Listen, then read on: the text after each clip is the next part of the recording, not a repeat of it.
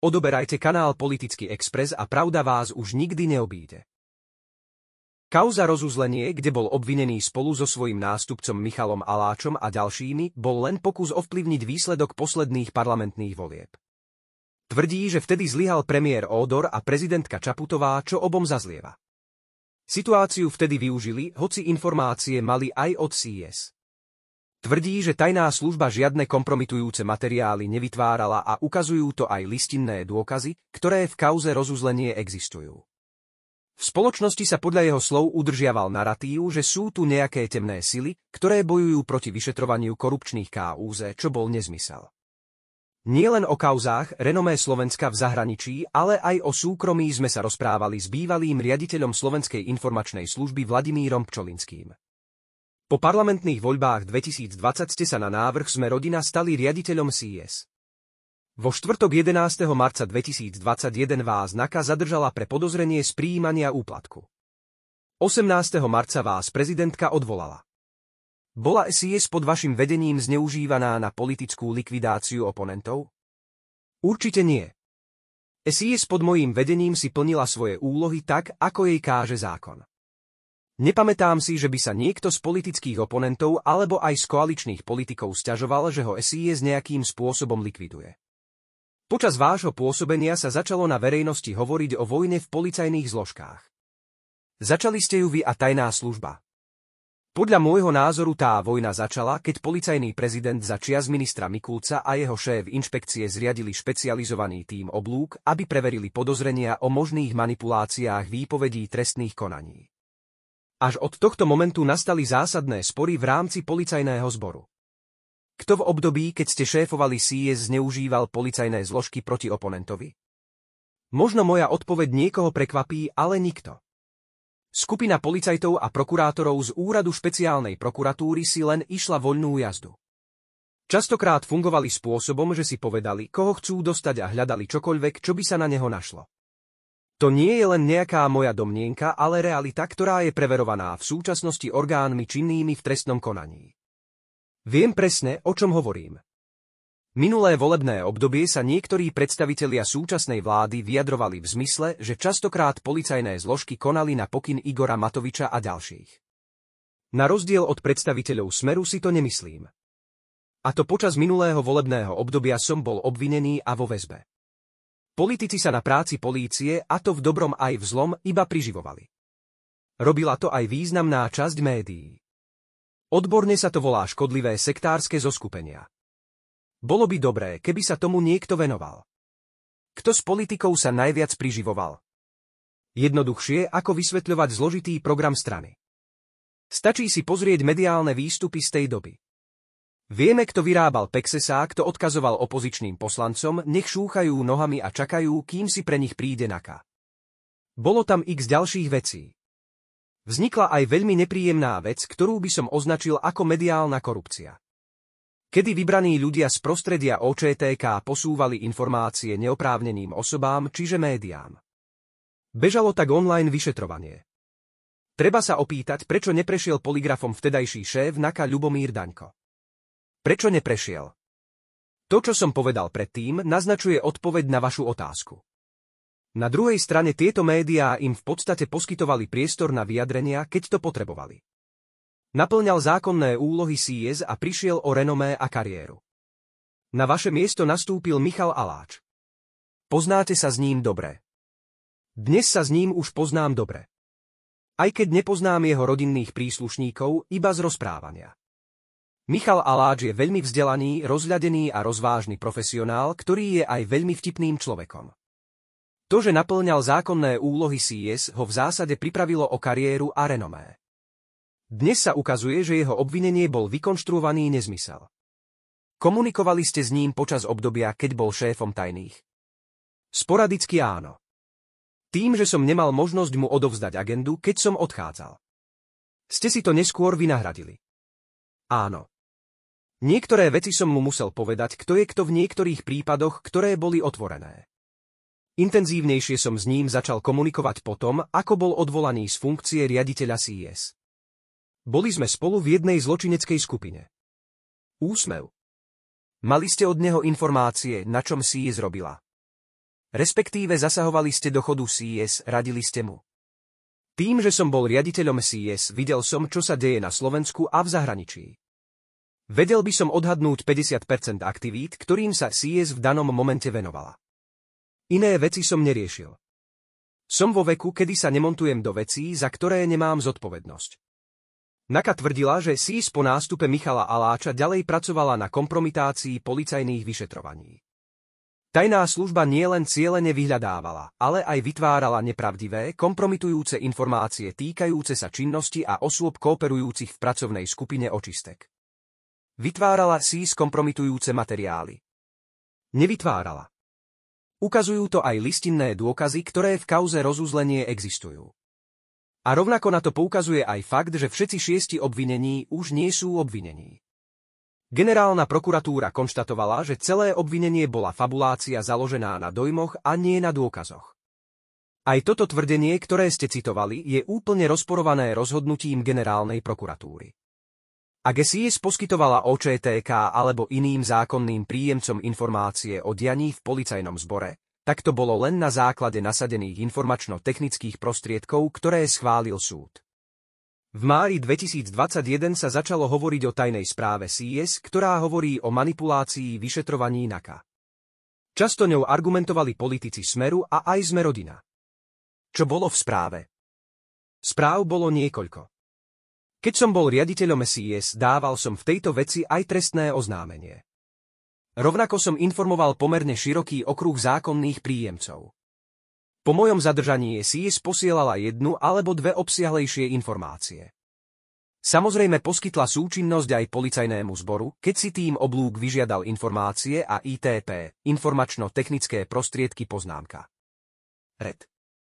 Krátko na to bolo k týmto veciam tzv. Tajné stretnutie v budove SIS. Následne na schôdzi Národnej rady Slovenskej republiky bol riaditeľ SIS požiadaný, aby predniesol informáciu. Správu som prvýkrát videl minulý rok. Je totiž súčasťou spisu v kauze rozuzlenie. Je tam len zlomok toho, čo sa nachádzalo v predchádzajúcich správach pre príjemcov. Vo všeobecnosti sa dá povedať, že správa hovorila o zvláštnych praktikách OČTK a niektorých spolupracujúcich osôb. Jednoznačne zlyhal premiér Ódor a aj prezidentka Čaputová. Bývalému šéfovi SIS Michalovi Aláčovi prokuratúra nedávno zrušila obvinenie v kauze rozuzlenie, pre ktoré prezidentka Čaputová a vtedajší premiér Ódor odvolali Michala Aláča. Vám obvinenie bolo zrušené dávnejšie v tejto veci. Podľa exministra vnútra Vladimíra Palka a vášho priateľa rozuzlenie bolo stratou súdnosti vyšetrovateľov. Citujem ho, obvinenie bolo v podstate reakciou na to, že SIS vypracovala správu o možných manipuláciách výpovedí svedkov v práci NAKA. No a toto vyšetrovatelia označili za založenie zločineckej skupiny a marenie spravodlivosti. Michal Aláč zvažuje trestné oznámenie. Ako ste na tom vy? Zvažujete to rovnako? Moje trestné oznámenie v tejto veci je už niekoľko mesiacov tam, kde má byť. Predpokladám, že konanie v danej veci sa rozbehne. Aj keď donedávna tam existovala prekážka, lebo boli obvinené 2 osoby, ktoré už obvinené nie sú. Myslím si, že teraz je čas na voľný priebeh spravodlivosti. K rozuzleniu chcem povedať, aj keď nepôjdem do detailov, že išlo o pokus ovplyvniť parlamentné voľby. Celá tá vec sa odohrala 6 týždňov pred voľbami. Išlo o odstavenie Michala Aláča a Romana Konečného, riaditeľ NBÚ poznámka. Red z ich pozícií. Pri Romanovi Konečnom to bol problém, lebo je v zásade neodvolateľný v situácii, akej bol. Horšie to bolo pri Michalovi Aláčovi. Chceli sa dostať aj k informáciám, ktorými SIS disponuje. Kto oni? O kom hovoríte? O ľuďoch, ktorí stáli za kauzou rozuzlenia. Sú to konkrétni vyšetrovatelia, prokurátori a aj konkrétni oznamovatelia protispoločenskej činnosti. Akurát je dosť divné, že oznamovatelia majú byť chránení preto, aby nemohli mať sankcie v zamestnaní. Ale naša zločinecká skupina nebola ich zamestnávateľom. Aláč, Košť, Kaľavský a Ania sme nezamestnávali Čurilu, Ďurku a ani ich rodiny. Je to značne pomýlené.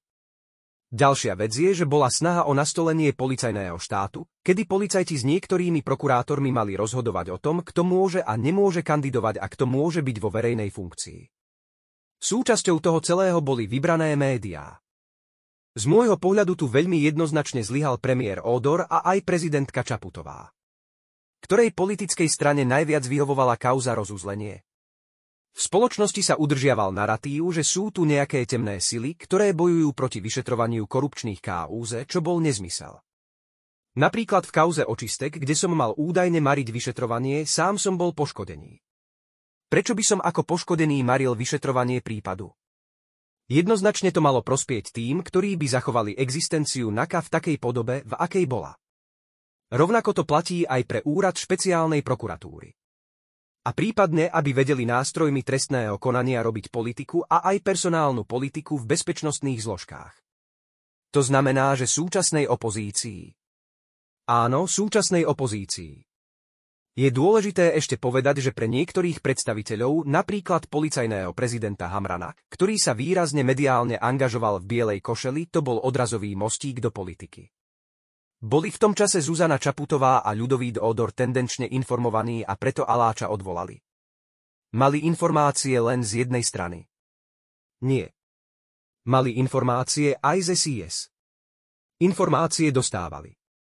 Do akej miery ich aj osobne konzultovali s riaditeľom SIS, neviem povedať. Nebol som pri tom a ani som sa o to nezaujímal. Išli v mediálnom trende. Treba si spomenúť, že vďaka Čurilovcom a Hamranovi bol odvolaný minister Šimko, ktorý len kládol otázku, či je vhodné, že Ďurka, ktorého vyšetruje inšpekcia, by mal byť funkcionárom inšpekcie. To sú znaky policajného štátu.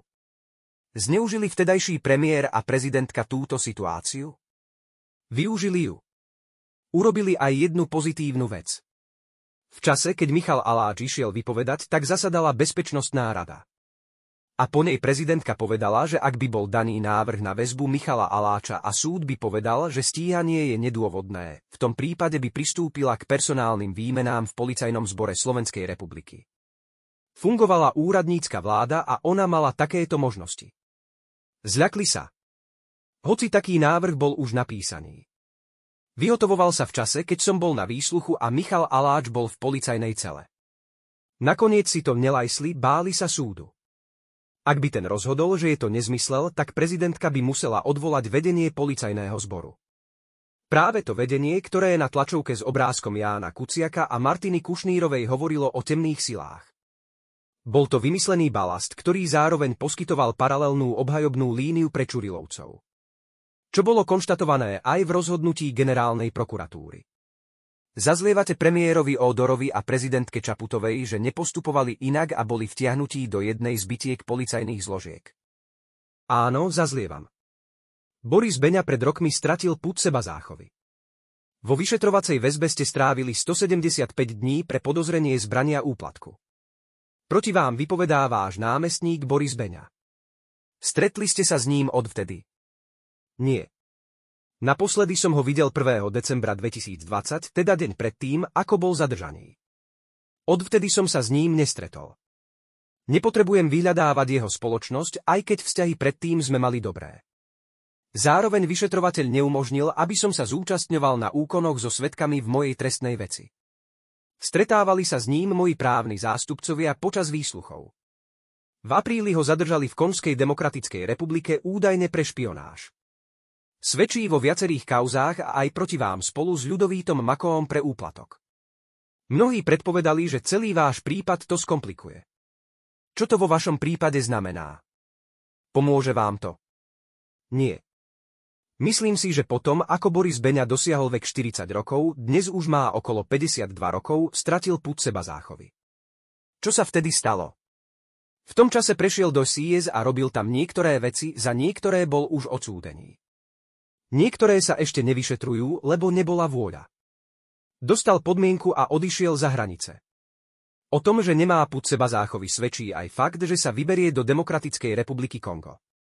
Je to jeden z najzaostalejších štátov na svete, kde prebieha otvorená vojna s Rwandou, zrušili moratórium na zákaz trestu smrti, nefunguje justičný systém, sú rôzne tropické choroby a momentálne sa odtiaľ šíri epidémia opičích kiahní. A keď sa odtiaľ dostane, nechcem vedieť, ako to vyzerá vo väzení, tak novinárovi povie a zdôrazňujem, že v čase podmienky, že zaplatil 200 000 úplatok, aby sa dostal z väzenia. Všimol si to niekto, že porušil podmienku? Podľa mňa si to nevšimol nikto a nikto si to ani nechce všimnúť. Kto by s tým niečo robil? Je to choré. Je to aj dôkaz, že by sa mal radšej vyhýbať mediálnym výstupom. Niekedy pomáha rozprávať menej, lebo toto je naozaj že samovražda. Máte informáciu, čo v demokratickej krajine Kongo naozaj robil? Niektoré veci boli komunikované ním a aj jeho právnym zástupcom. Nie je podľa mňa v poriadku v takejto krajine riešiť hazard, prípadne riešiť nerastné bohatstvo danej krajiny. Tam sa veľmi rýchlo dostanete do problémov. Spomenuli ste, že doteraz nebola snaha na vyšetrovanie niektorých jeho vecí v SIS, ktoré v minulosti boli. Áno. Skúste byť konkrétnejší. Kto nemal snahu to riešiť? V rámci niektorých výsluchov som informoval o veciach, ktoré som sa dozvedel. Týkali sa od nezákonného sledovania a ďalších iných vecí. Vždy som dostal odpoveď, že sa tomu venuje NAKA Bratislava, no finálny výstup nebol. Rovnako som zistil, že existuje známy spis 80, tzv. Technický spis, kde sa tiež nachádza výpoveď Borisa Beňu. Vypovedá tam o nejakej vlastnej trestnej činnosti a tomu sa tiež nikto nikdy nevenoval. Prečo je podľa vás chránenou osobou? Obdobie rokov 2020 až 2023 vytvorilo systém našich ľudí, ktorí sa volajú kajúcnici. Dostávali naozaj neprimerané výhody v rámci trestných konaní. Druhá vec je, že ďalšími našimi ľuďmi boli niektorí vyšetrovatelia z tretieho poschodia. Ako náhle začal niekto preverovať, čo robia, v tom momente boli ľudia likvidovaní a stíhaní. Tím oblúk bol rozpustený. Bol označovaný ako anti-team. Hovoríte o období 2020-2023. Je však august 2024. A vymenilo sa vedenie rezortu, ľudia v policajnom zbore. Je snaha s tým niečo robiť. Je snaha ale tým, že nie som orgánom činným v trestnom konaní, ani minister vnútra, či šéf inšpekcie, tak sa len snažím podávať kvalifikované podania v daných veciach a chodím na predvolané výsluchy. Verím však, že niektoré veci sa pohnú. Ste rád, že sa zmenila vláda? Áno. No netvrdím, že toto je úplný ideál. Má k tomu dosť ďaleko. Dovolím si však povedať, že niektorí významní ústavní činitelia, ktorí tu minulé volebné obdobie pôsobili, boli extrémne nekompetentní. Poviete aj mená? Nie. Nechcem sa vyjadrovať ku konkrétnym menám. Bola to psychiatria. Ako krajina máme veľmi zlé renomé, politici využívajú strach. Aké má podľa vás renomé SIS medzi zahraničnými partnermi aj po vašom zadržaní? Otázka by mala byť položená tak, aké renomé má Slovenská republika medzi zahraničnými partnermi SIS po mojom zadržaní a zadržaní Michala Aláča. A hlavne vtedy, keď obidve obvinenia boli zrušené. Aké má teda renomé Slovenská republika? V tomto zmysle zlé. Stále som v kontakte s predstaviteľmi zo zahraničia, s ktorými som sa stretával v minulosti, keď som bol riaditeľom SIS. Pýtajú sa ma, čo ste vy za krajina. Zmení sa to niekedy? Myslím si, že na Slovensku sa to nezmení. Tí, ktorí by mali mať nejaký cit pre štát, ho nemajú. Do politiky sa dostáva čoraz viac aktivistov a rôznych dobrodruhov, ktorí si neuvedomujú dôsledky niektorých krokov. Keby ste dostali hypoteticky ponuku vrátiť sa na čelo SIS, zvážili by ju. Vždy som prijímal výzvy doby. Ak by v nejakom čase prišla takáto ponuka, tak by záležalo v akom období a od koho. Potom by som ju zvážil. Kategorické vyjadrenia, že určite áno alebo určite nie, vám nedám. Som dosť starý na to, aby som v oblasti kariéry takto kategoricky postupoval. Vyhovuje politikom atmosféra strachu, ktorá je na Slovensku. Strach je jedna z najsilnejších emócií a vyhovuje politikom na celom svete, nielen na Slovensku. Je to emócia, na ktorú ľudia reagujú. Politici fungujú v schéme, ktorá sa zjednodušene dá popísať.